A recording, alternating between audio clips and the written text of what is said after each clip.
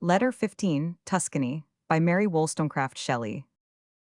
Nothing is more difficult than for a foreigner to give a correct account of the state of a country, its laws, manners, and customs. The first often so different in their operation from what outwardly appears. The latter, never fully understood, Proteus-like, assume 1,000 contradictory appearances and elude investigation. A stranger can only glance at the surface of things, often deceptive, and put down the results of conversations, which, after all, if carefully examined, by no means convey the whole truth, even if they are free from some bias, however imperceptible, either in speaker or hearer, the result of which is a false impression, a false view. An English person, accustomed to the gigantic fortunes and well-ordered luxury, to the squalid penury, hard labor, and famine, which mark the opposite orders of society in his own country, is struck by the appearance of ease and equality that reigns in Tuscany, and especially at Florence. There is poverty, of course, but penury cannot be said to exist. There is work, but there is also rest. Nay, there is no lack of enjoyment for the poor, while the nobility, for the most part, scarcely rise above the middling orders, bankers and foreigners being those who make most figure in society, and that, except on particular and infrequent occasions, on no magnificent scale. Many reasons may be assigned for this equality. During the flourishing days of the Republic of Florence, a blow was given to the nobility of the city and surrounding country, from which it never recovered. Those nobles who still preserved their titles and fortunes were obliged to conceal all pride in the former, in order to preserve the influence naturally resulting from the latter. The Medici were merchants, and when an Austrian prince succeeded to the extinct family, no change was operated. On the contrary, it was, I believe, one of them, Leopold I, who abolished the law of primogeniture in Tuscany. It is true that the usual result of the prohibition against entails in subdividing estates is frequently eluded. A father possesses absolute power over his property, with the exception of a tenth or twelfth, which is called the quota legitima, which must descend to his children and be divided among them in equal portions. The same law appertains even to the mother's dowry, which becomes her husband's property. A man may, therefore, accumulate and leave the whole of his possessions to his eldest son, with the exception of the above-named quota, and when this has been done for some generations, large fortunes are preserved. But it seldom is, and as a man has absolute propriety in his estates, a spendthrift can alienate the whole forever. The nobles of Tuscany, being for the most part without pride of order, have readily yielded to the spirit of their country, which absorbs them in the democracy. At the same time, the feeling of accumulation being extinct, no barrier exists to prevent the dissipation of property. In the hands of a young heir, extravagance and play, the bane of Italy, soon bring to an end the fortunes of an ancient name. Thus, I am assured, many of the noblest families in Tuscany are reduced to poverty. The capital of the country has fallen into the hands of bankers, the majority of whom are of Jewish origin. A number of illustrious names, consecrated in the pages of history, have almost disappeared.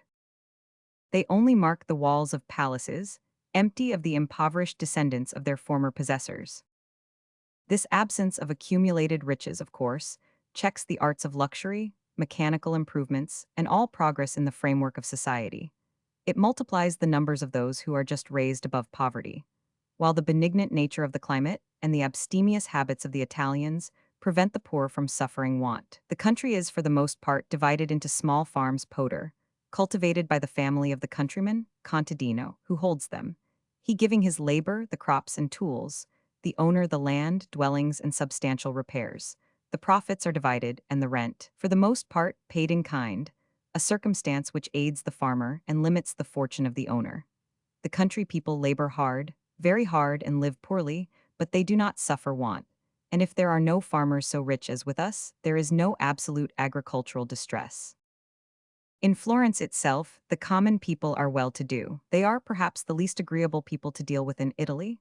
Self-opinionated, independent, and lazy, they can often scarcely be brought to work at all, and when they do, it is in their own way and at their own time.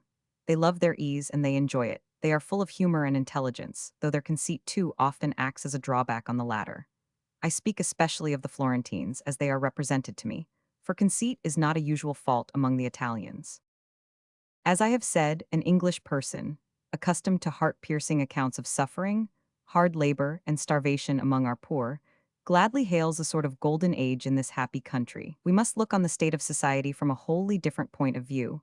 We must think of the hunger of the mind, of the nobler aspirations of the soul, held in check and blighted, of the tendency of man to improve, here held down, of the peculiar and surpassing gifts of genius appertaining to this people, who are crushed and trod under foot by the jealousy of government, to understand with how dead and intolerable a weight King Log hangs round the necks of those among them, who regret the generous passions and civic virtues of bygone times.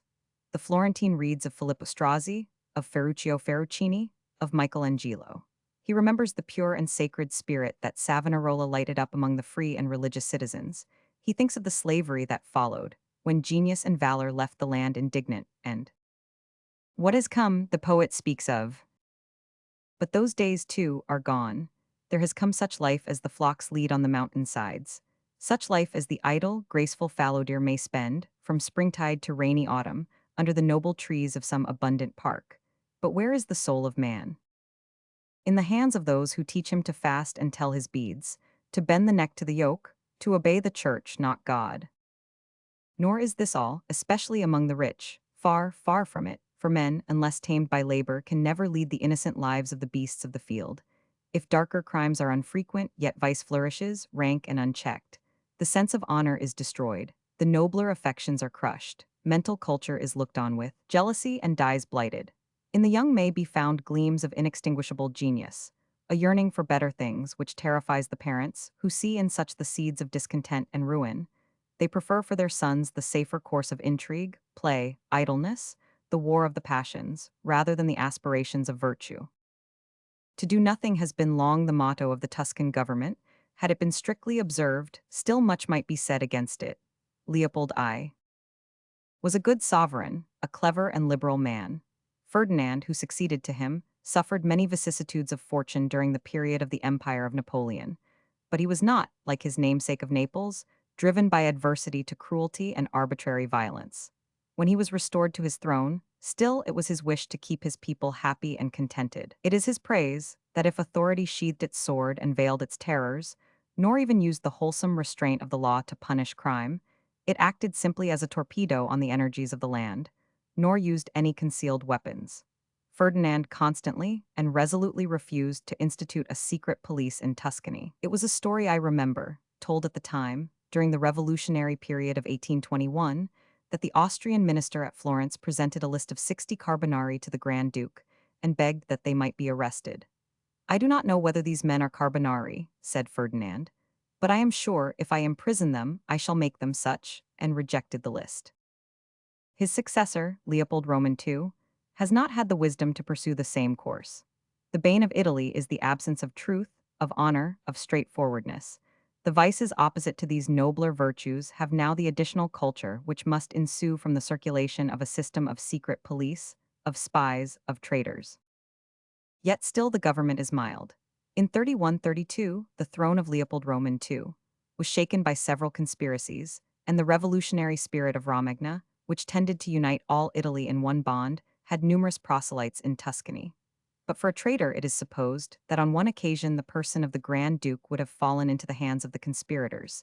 At the 11th hour the leader took fright and discovered all. On this and on other occasions the arrests were not numerous.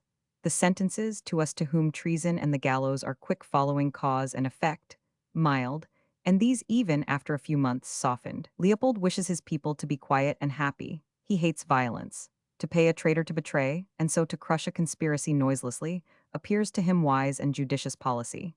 In all respects he is averse to strong measures. For many years no capital punishment has been inflicted in Tuscany, a fact which of itself demands our admiration and must be replete with good effects. "All this is true," said an Italian to me, "and yet I, who wish my countrymen to cultivate manly habits of thought and action, regard our state as almost worse than any other. Tyranny is, with us, a serpent hid among flowers, and I, for one, sympathize with the sentiment of a Florentine poet, odio il tyranno ci call sano uccide. There are other evils besides those which press upon the material part of our nature, and the new generation in Tuscany feels wrongs of another description. The better spirits of our country pine for the intellectual food of which they are deprived. Thus they tend towards a new and better order of things, the more difficult to realize, because a timid and absurd policy, endeavors to throw every obstacle in the way to its attainment.